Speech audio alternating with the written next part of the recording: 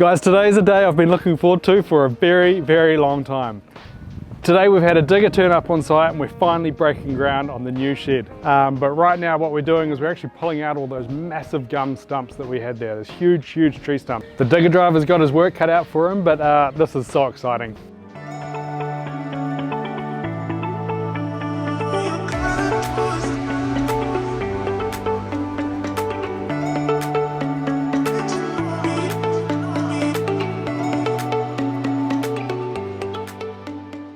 So for those of you who have no idea who I am, well, I'm Mike. Together with my wife, we've been chasing the summers and we've been spending half of our time in Amsterdam and then the rest of the time here in New Zealand. Currently we're in New Zealand. We are on our property here, which we are completely off-grid. We've set up solar and we harness all of our power from the sun. And so yeah, we're collecting all of our own rainwater.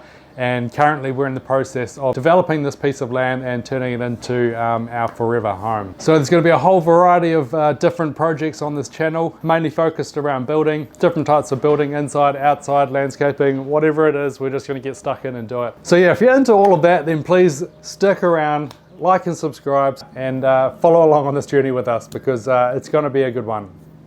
So now we're still working through the final quoting and design stage of the new shed.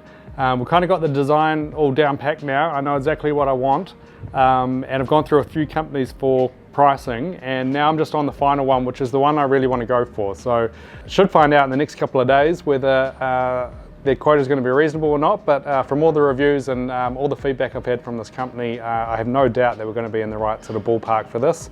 They're really good to deal with so far. And I'm super excited to just finally get that quote, know what I'm in for, and get this thing rolling. So a couple of months ago I got the engineer out on site, and I just wanted to kind of have a chat with him about the best way to kind of approach things, because I can talk to all the shed companies in the world, but with a site like that I have, it's a very unknown to them, because most of these pole sheds and stuff, they're built on farms and they're just built on flat building sites, whereas mine is not quite like that. So as you know, we have about 10,000 square meters here, which is absolutely amazing, but it's 90% bush. So we have this clearing in the middle here, which is about 800 square meters roughly.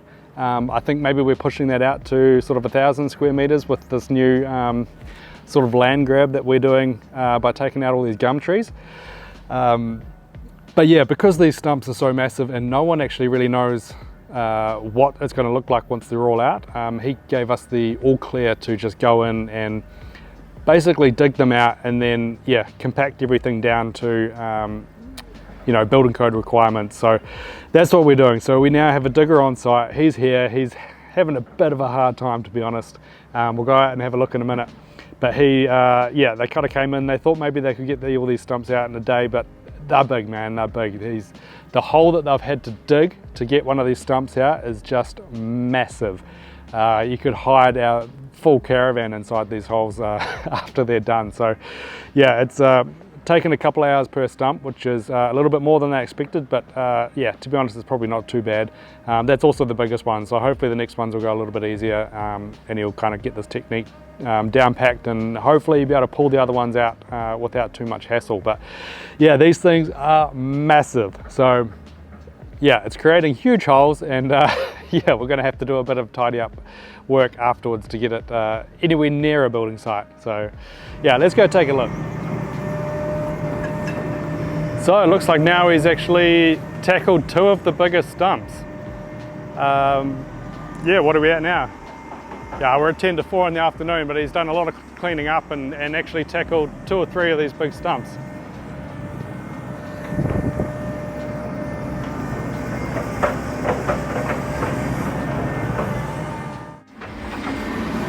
We take a look at these things. These things are massive.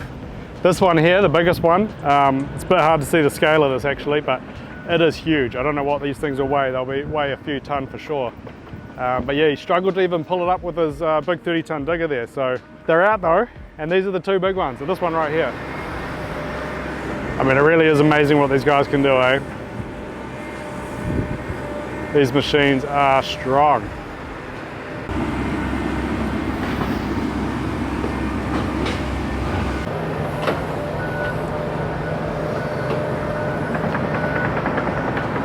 So yeah, he's just flattening in that big hole there from the other one, and now he's going to come in and tackle these two stumps. So these were behind the other trees, so south facing from the other trees, so they weren't as big, but yeah, you never know how big this root tree is going to be. This root base is going to be. I'm also really trying to keep these trees. I worked really hard to also get these, to save these with the arborist. Digger Driver is going to do his best to save these as well. But yeah, I sort of said, like, if they have to go, they have to go. But what I kind of want is to, you know, it's going to soften the edge of the shed as you drive up. So rather than coming straight into like a big hard steel shed, we're going to have a little bit of established trees there, and you know, it'd take years for me to get any height like that back in the trees. So yeah, if we can keep them, we can keep them. And then there's a little opening here which I may actually take advantage of. So that's coming off the driveway here, and I may just have a sneaky little entrance way just to be able to tuck trailers and things like that in out of the way, so they're not anywhere near the house site. So yeah, he's now just trying to tackle these two here. But yeah, so what he does is he clears everything around the outside, takes as much of the clay out as possible, and then he gets his hook and he starts hooking into it and breaking all the tree roots to be able to pull the majority of that stump out. So yeah, it's a big job. But man, seriously, I am so excited seeing this. It's almost, to me, it's felt like one of these projects that's just kind of always like a non-starter. There's actually been so many things that have kind of gotten in the way and just sort of stopped us from making a decision. But yeah, it's just, oh, it's so exciting to just finally see this breaking ground. So yeah, here are these stumps. And there's my container for reference. Check out the size of those things. It's absolutely, let me zoom out, absolutely ginormous. I mean, look at that. Ha. So yeah, how exciting is that, eh? Really, really good to see some progress there, and to just kind of start to get a sense of the, you know, the space that I'm going to have available for my shed. So, you know, I've got a design, but yeah, I'm pretty sure I'm going to be able to fit it there. Yeah, this is really going to be the deciding factor. So yeah, well, we'll see. First thing is get these stumps out, then we need to get some more clay, and then we need to start building the place back up again. So yeah, anyway, for those of you who have actually been following the last couple of videos that I did, yeah, that was a couple of years ago. It's a long time now. A lot has happened in between then. But yeah, I'm actually still planning on finishing that series of the cabin build. So as you'll see, I'm in the cabins now. It is all built. We were spending the summers here. It was absolutely amazing. And then we had a baby. Yeah, he is absolutely amazing. We're a little boy, 15 months old or so now. Absolute little terror, just crawling around. He's not quite walking yet, but any day now. But yeah, we've been saying that for a while. But yeah, he kind of threw a little bit of a spanner in the works, kind of made life pause a bit. And yeah, he's kind of been our sole focus, yeah, for the last, 15 months. And then plus there's obviously the pregnancy and stuff beforehand. So, you know, almost the last couple of years, we've kind of just been on that journey. And yeah, we've kind of focused on that, and it's been incredible. And so yeah, that kind of took us out of action for a little while. And now I really want to get back into it. Although I've kind of found that I have this problem now, because I've got all of this footage that I recorded back then of the cabin build that I now don't have edited. So it's a little bit of a problem. I've done a little bit of editing on some, but I've got thousands of hours worth of footage. So not thousands of hours worth of finished edited footage, but I've got a lot of stuff there. I've got yeah, lots of video, a lot of drone stuff, but that's awesome. So I am actually going to put some time in and get all of that done, and I'm going to just kind of put that up. But yeah, for those who have been following along, I do actually plan on getting that cabin series up, so you will get to see, you know, everything that went on in our lives while we were building this place, because it was such an awesome time of our life. You know, living in Amsterdam, traveling back over here for the summers, and I mean, what a cool project to have. You know, I was sort of in Amsterdam, incredible city, but yeah, I do need a bit of space around me. I need some space to do stuff, to be creative, and coming back here and having that, having this place as something that I can just use to, yeah, get all that creativity out of my system, and just, yeah, get out in the sun and get busy and build stuff. That's what I like to do. I like to just get out and build stuff. So yeah, we got the majority of it done one summer, and then we came back and we kind of did the finishing touches on things, and then from there we just used it. It has been such an incredible place to spend the summers. Amazing. I mean, we jumped off the plane and we came and we checked in to the cabins, and we lived here for like 5-6 months with a baby, and it was hard, yeah, like it was small, but he wasn't crawling around as much, so it was much easier. I think now life would be a lot harder. What we found is when it came into winter, it became very, very hard to just do our daily life here. So it kind of made us need to get serious with some thinking on what our life is going to be, because now it's not just us. We can, you know, Sas and I could just hunker here in the winter and make do, but when we have a baby, it's a little bit different, and now his priorities come before ours. So at one point he had the bedroom cabin here to himself, and Saskia and I were in the caravan, so we had the caravan parked as close as we could to the cabin here at the front entrance, and we had both windows open, and we had a little monitor and stuff as well. But Mila would sleep in the bedroom cabin, and then me and Sas were like sort of shunted out to the caravan. So after we kind of like clicked that, yeah, things aren't ideal here, we also had like Plunkett and stuff come around, which is kind of like the childcare sort of services here that help you out when you're pregnant and having a baby, and give you all the information, do all the checks and everything like that. They were kind of coming out. We're kind of wondering what they were gonna say, you know, like living in a couple of cabins, and we were sleeping in a caravan, but the baby was sleeping in the cabin by himself.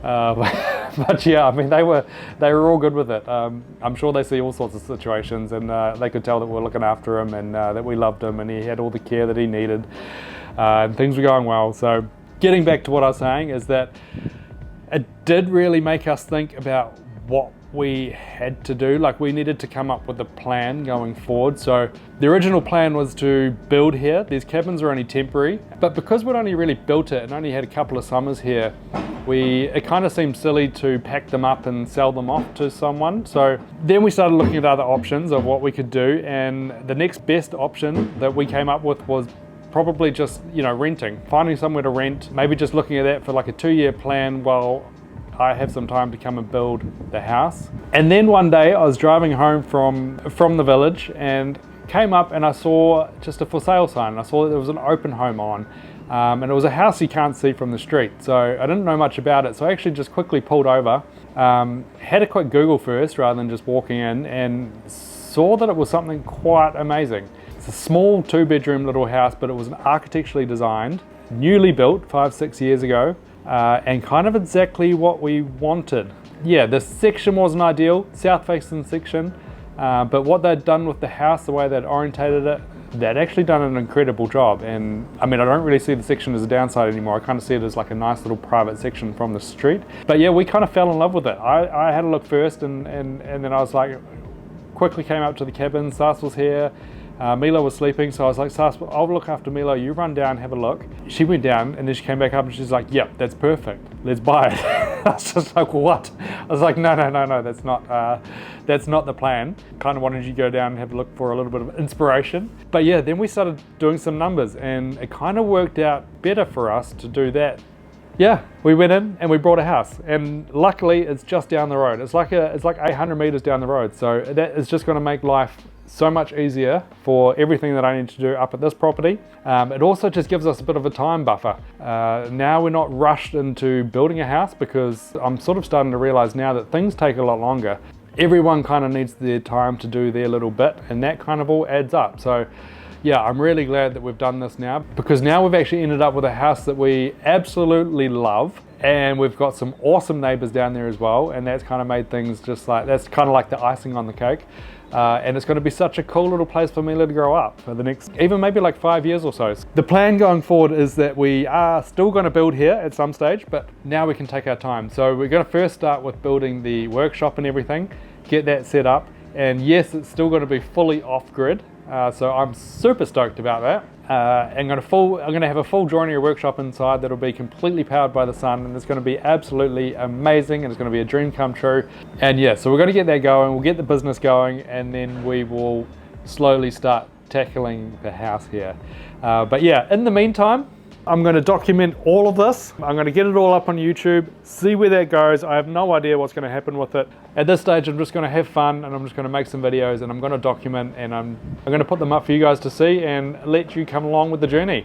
But yeah, the good thing about us buying the other house down the road is now I have a lot more projects to do down there as well. So this channel is probably going to be a little bit of a mix of things that are happening here, building up, but then we'll probably switch over and then we'll go down there and we'll build a few things there, because there's actually quite a few projects I need to do down there. So I've got a few ideas for down there and I'm super excited to kind of get those going, because I feel like we have to add value to it somehow before we leave so that we can mitigate the risk of losing any money on it. I've got a few ideas and I think landscaping is going to be one of them, and yeah, I'm actually really excited to tackle that. So yeah, that'll be another video coming up though. But yeah, stay tuned for that, because I'm actually going to get started on that pretty soon. So with all of that being said, please stay tuned. I'll let you know when I'm going to be able to put up these, the series of these cabins, but I kind of just want to get back on the bandwagon, you know, just get rolling again, get a bit of momentum, because I've kind of been stuck. I feel like I've been at a bit of about to climb a mountain almost. I've got all this stuff, all this footage, all of these projects happening here, and I kind of don't know where to start and what to do. So I'm kind of just starting. I'm starting today and I'm excited about it. So yeah, please follow along. Please let me know what you think about this. Sorry if I've rambled, I'll get better. So he's gotten out all the stumps bar one, which is that one just behind the digger bucket here in front of the container. So that's the last one to go. All the other ones are out, and it's yeah, it's only midday, almost 11:30. So he's done pretty well. Yeah, he's now just clearing off all the rest of the tree roots and stuff that he's managed to pull out, putting that all the messy stuff is all going over the bank. And he's gonna, once he's cleaned this up, he's gonna go back and switch over some gear. So he's gonna go and put, I think, some of these buckets away and pick up a roller, like a compaction roller for the digger, and a sieve bucket as well. So he's gonna sift through like a lot of this stuff on site here. All of this is going to sieve through so that we can try and save as much clay as possible and get a good quality base for the shed to be built on. So yeah, so that's going to clean all that up.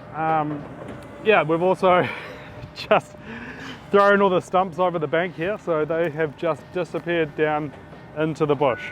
So yeah, no more stumps. Stumps are gone. Yeah, all of this, it looks pretty bad now actually, but it's all going to clean up pretty quickly. Yeah, we'll throw some planting and stuff in there, and in a couple of years it'll be looking all nice again. So yeah. Now, one thing you may have noticed is this is the driveway where I was standing yesterday, showing you all those trees here. They are gone, unfortunately. It sucks. It was a bit of a waste of time trying to save all of those.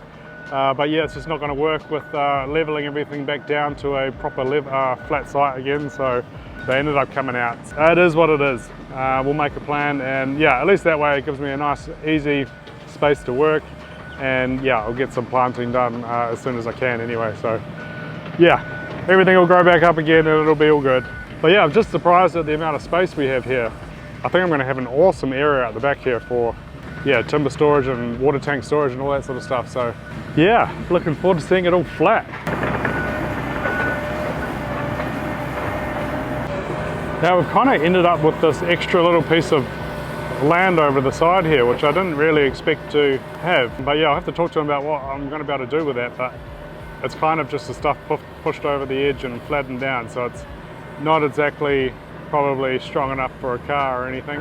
Yeah, maybe I'll ask him how compact that is. But yeah, it'd be awesome if we could turn that into something.